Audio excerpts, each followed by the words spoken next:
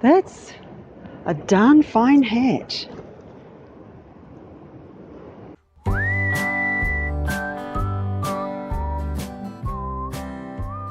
Hello everyone, this is a two-parter. This is part 2 of my mental health break, where we've spent a night at our caravan in Pauanui with Zena and Charlie. And I'm feeling very posh because I found my lapel mic and I thought it might cut down on wind noise.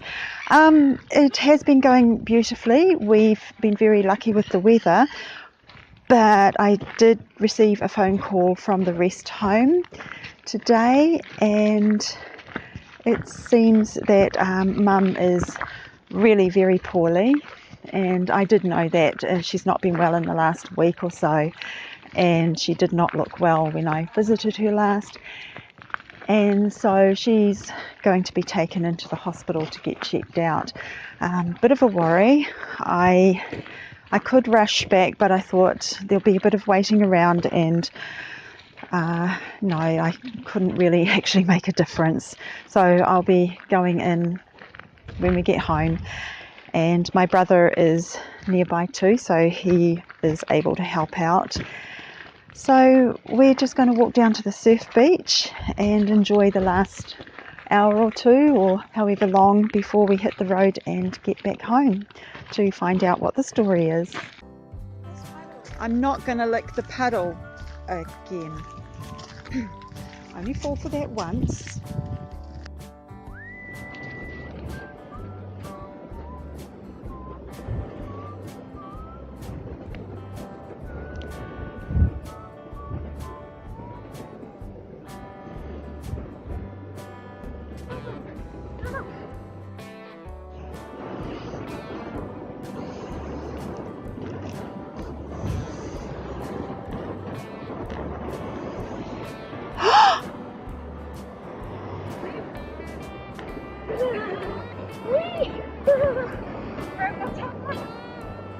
I want to show you something. Oh, the sea is, it's a surf beach.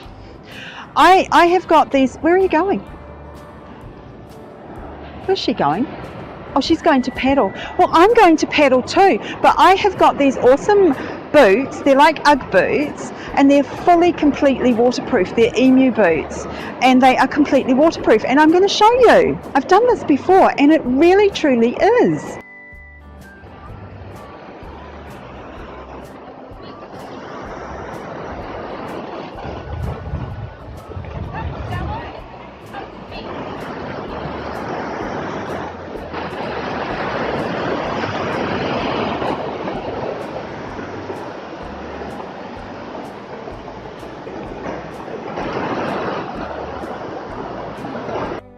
I think I'll go soak my finger again. It is actually getting better. It is so good for, look, not being rude, but that looks much better already. I'm rather pleased. It's not hurting nearly as much.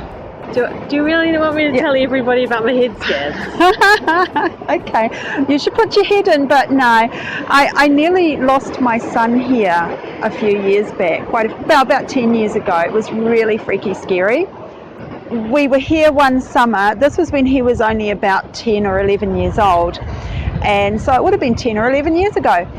And we were swimming between the flags because it's summer. They do have it monitored by lifeguards, and he was on a little boogie board, and I called him to come on in, and he wasn't coming in. I'm like, come in, and he said, I can't, and I'm like, what's going on? Come in. I can't touch the bottom, and the wave, I could just hear him. It was getting very scary, and then I could see he was actually terrified, and I was trying to get him in, and I was trying to get to him, and each time I stepped forward, another wave would come and knock me back, but each time the wave was getting ready to come in, it would suck him out, and he was getting scared.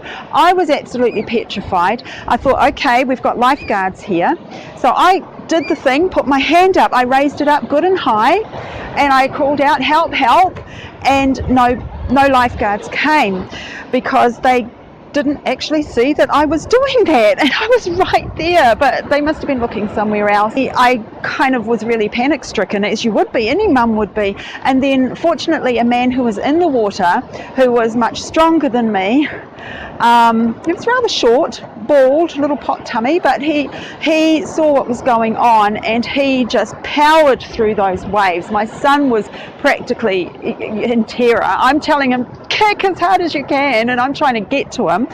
And he managed to grab the boogie board and drag my son in, and I was like, thank you so much. I burst into tears, walked up to the beach with my son, wrapped a towel around him. He was okay, I was okay. I looked down and found that the waves had moved my bikini top sideways, so my boobs were fully exposed the entire time. But you know what? Didn't care. I had my son safe and sound. Thank you, Lord. I'm trying not to worry too much. It is a worry though. Part of me wants to like drop everything and go racing back home and into the hospital, but I think there's not an urgency and there's not much I can do. And I'm enjoying the time with my girls. They're beautiful girls.